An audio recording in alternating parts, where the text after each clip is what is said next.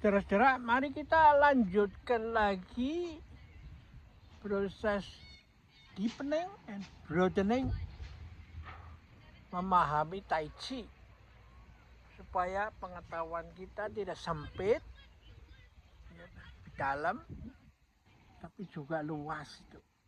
Karena alam semesta ini menjadi satu kesatuan, tidak dikotak-kotakkan itu. Kita ambil salah satu masalah yang akan kita bahas kali ini adalah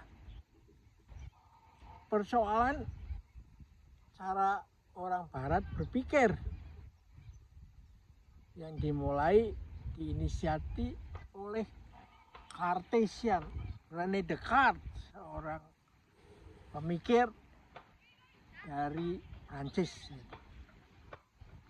Dia bergerak melalui saya ragu, I doubt. Karena itu saya berpikir. Karena itu saya ada. Nah, sedangkan Lao Tzu berbeda. Saya jalan dengan mindful setiap hari satu langkah, meskipun perjalanan masih ribuan kilometer, dan kita tidak tahu dengan pasti kedepannya itu seperti apa. Ya toh, bisa masuk surga, bisa masuk neraka, bisa masuk nirwana, atau seperti lalat, nyamuk, ya, kacoa, ikan, biri-biri, kambing, yang tunggu kapan dipotong sama orang, ya toh, untuk pakai merayakan atau keperluan dia punya pesta toh. Jadi kita akan membahas pada lalu hasilnya gimana dan mana yang lebih baik. Kalau ini sudah mulai berpikir mana yang lebih baik, maka Anda sudah berada di dalam jalan yang tidak betul itu atau kurang tepat. Karena dua-duanya itu saling menghidupi dan melengkapi. Misalnya Anda oleh orang pemikir barat dikatakan, cobalah usaha merebut survival of the fittest, seperti terjadi pada waktu sperma mengadakan pembuahan toh, hanya semas yang terkuat, seleksi alamiah melalui persaingan, dia bisa berhasil membuahi telur itu, ya. Dan yang lain dia terpaksa di luar. Karena itu dia punya moto pertandingan. Di mana-mana semua ditandingkan, tinju apa segala macam, ya. Kompetisi. Dan yang menang itulah yang menguasai itu, survival of the fittest. Nah, masalahnya adalah kalau itu Anda hanya berpikir begitu, maka Anda menjadi part of the problem. Karena semuanya veni vidi vici, saya lihat, saya datang dan saya menang itu. Dan saya menang memiliki. Padahal sperma itu bertemu dengan telur untuk membentuk ciptaan baru yang lebih tinggi daripada kalau dia single. Nah, ambil contoh, tangan kita pada waktu masih bayi itu antara 5 jari ini dihubungkan dengan selaput. Tapi ketika manusia itu lahir selaputnya itu hilang gitu. Jadi jari-jari bayi itu sudah begini. So kalau si selaput itu bertahan supaya eksis, ya, berdasarkan dalih hak asasi dan bla bla bla bla bla, maka ya si anak yang lahir itu tangannya seperti bebek itu. Apakah itu normal? Jadi di dalam hidup ini memang ada yang bersifat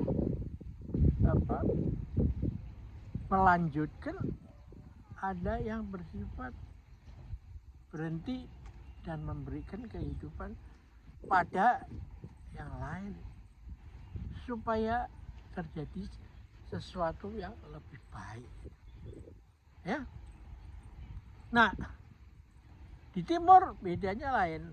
Pendekatannya adalah timur mengatakan bahwa begini, kamu punya kebutuhan itu yang paling tinggi adalah seperti Semar itu. Perutnya buncit, artinya dia sudah gak ada problem dengan makan. Baju dia ngeligo kalau orang Jawa bilang. Bagian atas nggak pakai baju aja, dia nggak perlu baju dan hidupnya mengabdi kepada orang-orang, para pejabat publik, dorongnya supaya bisa menjalankan dharmanya sebagai pejabat publik.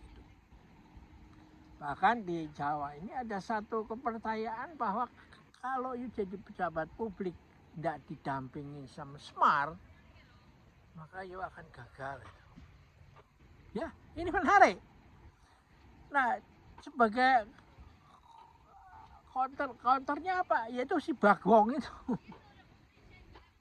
Bagong mulutnya gede, bertaring sehingga apa saja mau dimakan, sehingga mulutnya sobek.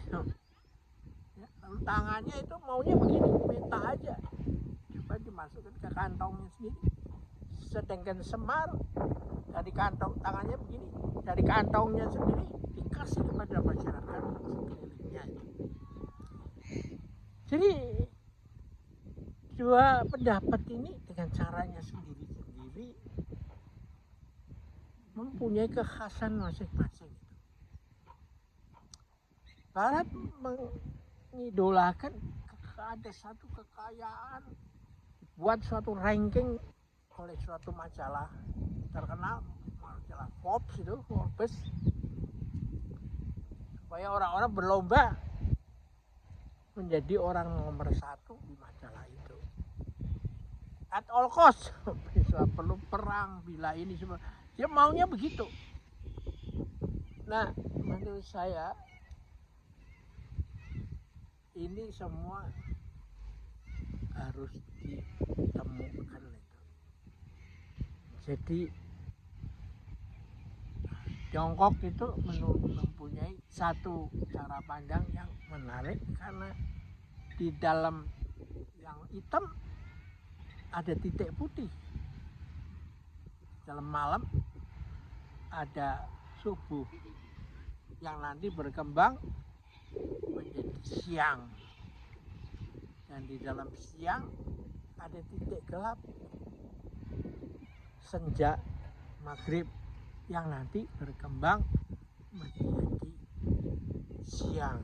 Terus semua berputar terus. Tidak ada sesuatu yang statik, diam gitu. Karena itu memang ya kita harus mengikuti tarian agung energi kosmis ini. Karena apa? Kalau kita berhenti, semua kan tabrakan mana-mana. Ya? Jadi karena itu menjadi tua itu bukan berarti yuk lalu banyak di rumah, nggak usah kemana-mana, ya toh, apa saja. Ya udah jangan, ya harus tetap terus aktif. Tapi lalu selektif, ya toh, jangan ngawur aja, ya toh. Menjadi sok muda-muda kembali, ya toh, dengan aksesorisnya, pakai sepatu sport, jaket apa, coba kelihatan boys itu. Itu lagi yang nggak benar, ya. Oke, ini salah satu bentuk daripada pertemuan barat dan timur itu ya. Nah, masa depan adalah ini, kalau kita bisa membangun satu budaya di mana timur dan barat itu adalah pada akhirnya hanya seperti sisi lain daripada sebuah gunung yang menghadap matahari dia terang, yang dibaliknya akan gelap. Tapi dua itu ada satu. Seperti ini dibilang satu, tapi sebenarnya lima. Tapi lima menjadi satu. Sendi juga kita begini, ya dah, ya. Ini. Kalau kita nggak bisa begini, cuma bisa begini aja, nggak sehat. Tangan juga kalau begini aja nggak sehat. Kalau begini aja nggak bisa sehat. Jadi hidup adalah begini. Nah, kalau yuk cari podcast yang membuat sekarang itu publik opini jadi gaduh dengan segala macam ijazah palsu dan lain-lain di Uber itu menunjukkan bahwa orang itu belum selesai dengan dirinya sendiri. Karena orang yang pejabat publik itu ya adalah orang di timur itu bukan seperti Togok tapi menjadi seperti Semar itu, atau di dalam budaya Mahayana itu ada Buddha masa depan yang perutnya gendut, berarti dia sudah kenyang, dia sudah kaya, tapi kok bajunya ngrigo itu karena dia sudah tidak perlu baju, juga nggak perlu lagi. Dan lalu dia ada yang itu membawa kantong gede yang isinya emas itu untuk dibagi-bagikan kepada lingkungan ya. Oke, mari kita akhiri dulu, sampai jumpa lagi.